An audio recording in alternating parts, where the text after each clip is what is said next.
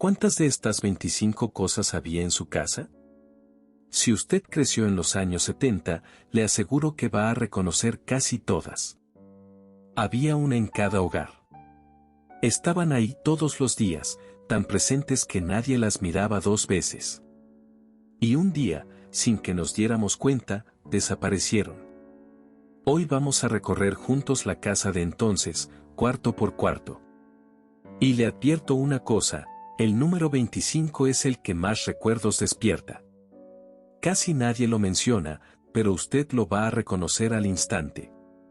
Quédese conmigo hasta el final y me cuenta si en su casa también estaba. Empecemos donde empezaba todo, en la cocina. Número 1. El molinillo de madera. Ese palo torneado, con sus anillos sueltos que sonaban como sonaja. Se metía en la olla del chocolate y se giraba entre las palmas de las manos. El chocolate espumaba y la cocina entera olía a canela. No había batidora que le ganara. El molinillo no se compraba por bonito. Se heredaba. Número 2. El molcajete de piedra. Pesado, áspero, imposible de romper. Ahí se molía el jitomate, el chile asado, el ajo. La salsa de molcajete sabía diferente, y no era idea nuestra, la piedra dejaba algo suyo en cada molida. Muchas familias todavía guardan el suyo. Pero ya casi nadie lo usa a diario, como entonces. Número 3. La olla express. Aquella olla plateada y pesada, con su válvula que bailaba y silbaba. Cuando empezaba a chillar, toda la casa lo sabía, ya casi estaban los frijoles. Ese silbido era el reloj de la tarde. Daba un poco de miedo, ¿para qué negarlo? Pero ningún aparato moderno ha vuelto a anunciar la comida con tanta autoridad. Número 4. Los pocillos de peltre. Blancos con borde azul, o moteados como huevo de codorniz. Despostillados en la orilla, siempre. En ellos se tomaba el café de olla, hirviendo, y el pocillo aguantaba todo, el fuego directo, las caídas, los años. Un pocillo de peltre no se tiraba jamás. Solo cambiaba de oficio, de taza a cucharón, de cucharón a maceta. Número 5. Las botellas retornables de refresco. De vidrio grueso, con el nombre grabado en relieve. Se compraban llenas y se devolvían vacías, y la tiendita le daba a uno unos centavos por cada una. Los niños juntaban botellas para completar el domingo. El refresco en botella de vidrio, bien fría, sabía distinto. Eso lo dice todo el que lo vivió. Ya vimos la cocina. Ahora pasemos a la sala, que tenía sus propios tesoros. Número 6. La consola. Ese mueble enorme de madera fina que era tocadiscos, radio y orgullo de la familia, todo en uno. Ocupaba media sala. Se abría la tapa, se ponía el disco de vinilo, y la aguja bajaba despacito. Sonaban los boleros, sonaba la música del momento. Y cuando había visita, la consola se lucía como un miembro más de la familia. Número 7. La televisión en blanco y negro. Con sus antenas de conejo forradas de papel aluminio, y alguien de pie moviéndolas, ahí, no te muevas. Un solo aparato para toda la casa, y el que llegaba primero apartaba lugar. Se calentaba como plancha, y tardaba en prender. Pero cuando por fin aparecía la imagen, la sala entera se quedaba en silencio. Número 8. El teléfono de disco. Negro, de baquelita, pesado como un ladrillo. Marcar un número con muchos nueves era una prueba de paciencia, el disco regresaba despacio, rascando. El teléfono tenía su mesita propia, con carpetita tejida debajo. Y cuando sonaba, sonaba de verdad, un timbre metálico que se oía hasta la calle. Número 9. Las carpetitas de crochet. Tejidas a mano por la abuela o por la mamá, punto por punto, en las tardes. Había en la mesa del centro, sobre la consola, bajo el teléfono, en los brazos de los sillones. Eran la firma de la casa. Cada carpetita eran horas de trabajo silencioso. Hoy se venden parecidas, hechas a máquina. Pero no son lo mismo, y usted lo sabe. Número 10. El calendario de pared. El que regalaba la carnicería o la farmacia del barrio, con su paisaje o su santo. Ahí se apuntaban los cumpleaños, los pagos, las citas. La casa se regía por ese calendario. Y el almanaque, con sus predicciones del clima y sus consejos de siembra, se consultaba con más fe que el noticiero. Vamos a la mitad del recorrido. Fíjese lo que hemos visto hasta aquí: la cocina con su molinillo, su molcajete, su olla express, sus pocillos y sus botellas. Y la sala con la consola, la tele en blanco y negro, el teléfono de disco, las carpetitas y el calendario. 10 objetos, y apuesto que usted ya palomeó varios. Pues agárrese, porque ahora entramos a las recámaras y al patio. Y ahí es donde viven los recuerdos más fuertes. Número 11. El ropero de cedro. Aquel mueble gigante, oscuro, con espejo de cuerpo entero y llave de verdad. Adentro olía a madera y a ropa guardada. En el fondo, la caja con los papeles importantes y las fotos. El ropero era la caja fuerte, el archivo y el espejo de la familia. Cuando se mudaba a una casa, el problema siempre era el ropero. Número 12. La máquina de coser de pedal. La Senior negra con letras doradas, sobre su mesa de fierro forjado. La mamá o la abuela pedaleaban con un ritmo que se volvía canción de fondo.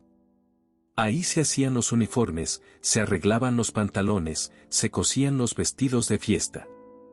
Esa máquina vestía a la familia completa. Y las que sobreviven, todavía cosen. Número 13. El álbum de fotografías. De pastas gruesas, con esquineros de papel para detener cada foto. Fotos en blanco y negro, luego a color, con la fecha escrita atrás con pluma. Verlo era una ceremonia, se sentaba uno con la familia y cada página traía una historia. Hoy tenemos miles de fotos en el celular. Pero, sea sincero, ¿cuándo fue la última vez que las vio así, acompañado? Número 14. Los portarretratos ovalados. Los de los abuelos, retocados a mano, colgados en lo alto de la pared, mirando serios a toda la casa. Esos retratos imponían respeto. Eran la memoria de la familia puesta en el muro, para que nadie olvidara de dónde venía. Número 15. El costurero en lata de galletas. La famosa lata azul de galletas danesas que nunca, jamás, tenía galletas. Adentro, botones, hilos, agujas, broches, un dedal. Generaciones enteras cayeron en la misma trampa. Abrir esa lata esperando galletas y encontrar hilos es, quizá, el recuerdo más compartido de toda Latinoamérica. Número 16. El brasero y la plancha de fierro. La plancha pesada que se calentaba sobre la lumbre o la hornilla. Se probaba con una gota de agua, que bailaba y chisporroteaba. Planchar era un oficio con técnica y con riesgo. Las camisas quedaban como cartón, impecables. Esa plancha, hoy, es adorno en muchas repisas. Pero fue herramienta de trabajo duro. Número 17. El aguamanil y la jarra de peltre. En las casas donde el agua no llegaba a todos los cuartos, la jarra y su palangana esperaban en un rincón de la recámara. Agua fría en la cara por la mañana, sin más ceremonia. Era la regadera de medio mundo, y nadie se quejaba. Número 18. La mecedora. De madera y mimbre, en el corredor o junto a la ventana. Era el trono de la abuela. Ahí se rezaba el rosario, se pelaban los chícharos, se contaban las historias. El rechinido suave de una mecedora en la tarde es un sonido que ya casi no existe. ¿Y qué falta hace? Número 19. Las macetas de lata y el patio lleno de plantas. Latas de manteca, de chiles, de leche en polvo, pintadas o no, con geranios, malbones y hierbabuena. El patio era farmacia y jardín, hierbabuena para el té, sábila para todo. Cada lata reciclada era una planta más.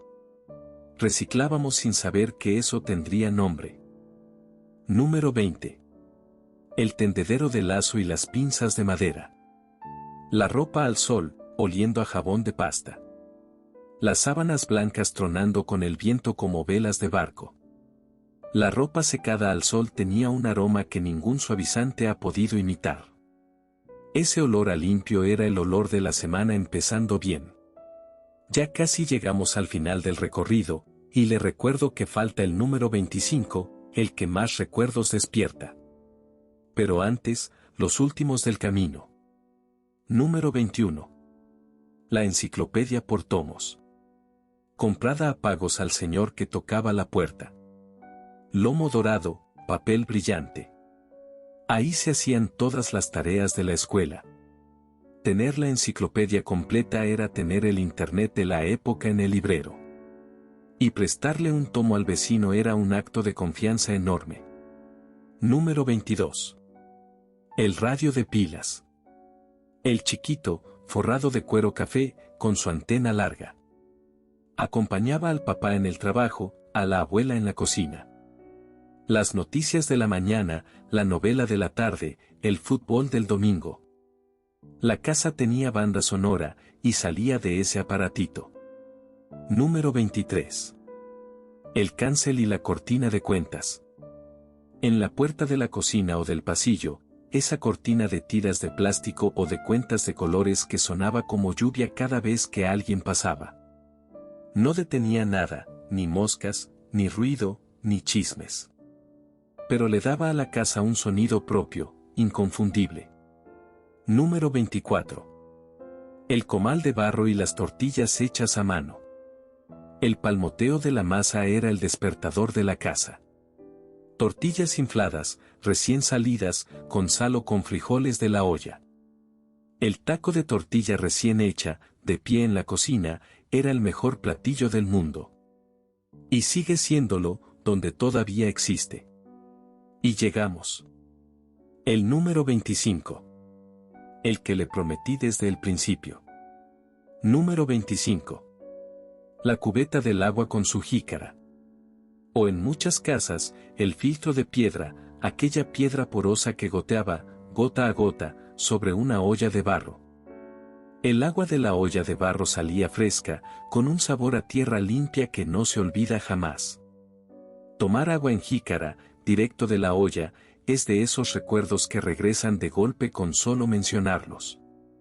Ahí estaba, en el rincón más fresco de la cocina, cubierta con una manta. El agua más rica que hemos tomado en la vida no salió de ninguna botella. Salió de esa olla. 25 cosas. 25 compañeras de una época en que las casas eran más sencillas, y quizá por eso, más llenas. No teníamos tantas cosas, pero cada cosa tenía historia, tenía dueño y tenía años de servicio. Hoy las cosas se cambian cada año. Las de antes se quedaban toda la vida, y por eso las recordamos con nombre y apellido. Ahora le toca a usted. Cuénteme en los comentarios, ¿cuántas de las 25 había en su casa? ¿Cuál me faltó?